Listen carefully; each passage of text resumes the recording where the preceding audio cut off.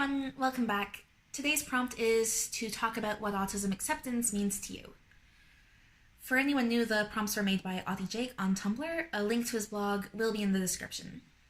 So, I sort of started on this a bit with yesterday's video about red instead, lighted up gold and lighted up blue, but to me, acceptance goes beyond just being aware. People have been aware of autism for decades, but that doesn't mean that we're accepted. Acceptance means action. It means giving us the support that we need, not only to survive, but to be able to thrive in a world that was largely designed by neurotypicals for neurotypicals. There are many traits that are common in autism that we tend to be judged for constantly. Anything from not making eye contact, to speaking too loudly or too quietly, stimming, even going on about their special interests when no one else really cares, and of course the dreaded meltdowns and shutdowns. I have personally been yelled at for many of these, if not all of them, including the eye contact one, as ridiculous as that sounds. But it's not something that I can help. For me, eye contact is deeply uncomfortable to the point of being painful sometimes. I have also been judged for my reactions to sensory overload, as well as my same foods.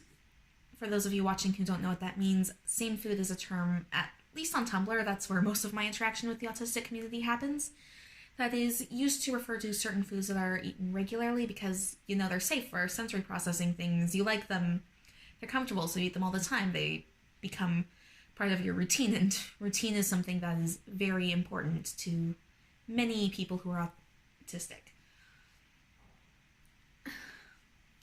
But those two things combined, the sensory processing and the same foods, those have led to me having very severe anxiety around food and eating around other people. I don't like it. It kind of terrifies me a lot. The sound of cutlery makes me feel like a million knives are being jammed into my ears, and I distinctly remember one time when I was in grade 8, another kid in my class asked me if I was anorexic because I barely ate.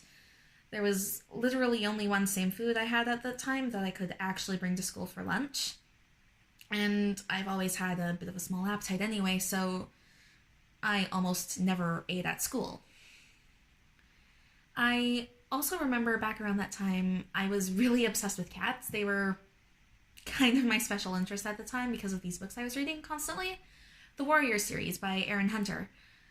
Those books were absolutely my special interest for a few years, really, and I was bullied constantly for it. The same thing happened with horses, which had also been a special interest of mine. I was bullied out of both of those, really, and also bullied out of showing pretty much any of my autistic traits. I was effectively taught by my classmates at a very young age that if I was myself, then I was doing something wrong.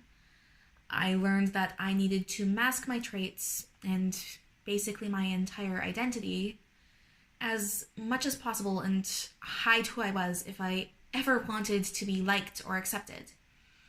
And that is something that I am only now just starting to learn because of the autism acceptance movement. It's taken me well over 10 years to get to this point.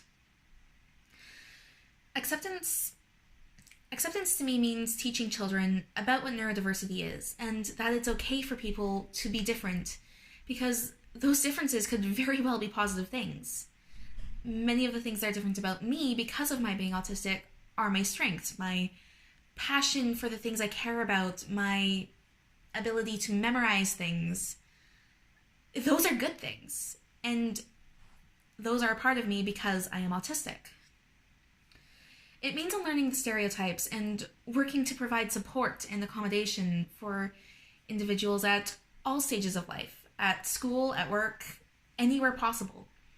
It means not judging us when we need to use phones, writing, or sign language to communicate, because talking is not the only valid means of communication.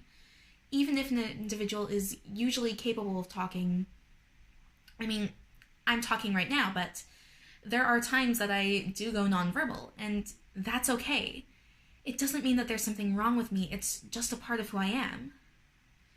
It means not getting mad at kids for fidgeting and telling them to have quiet hands, because stimming is okay, and that can actually help prevent a meltdown, which is always going to be far worse than hand flapping. It means loving us for who we are instead of trying to change us into something that we never can be, and understanding that neurodiversity is not a bad thing. Thanks for watching, guys. I'll see you again tomorrow for the next prompt.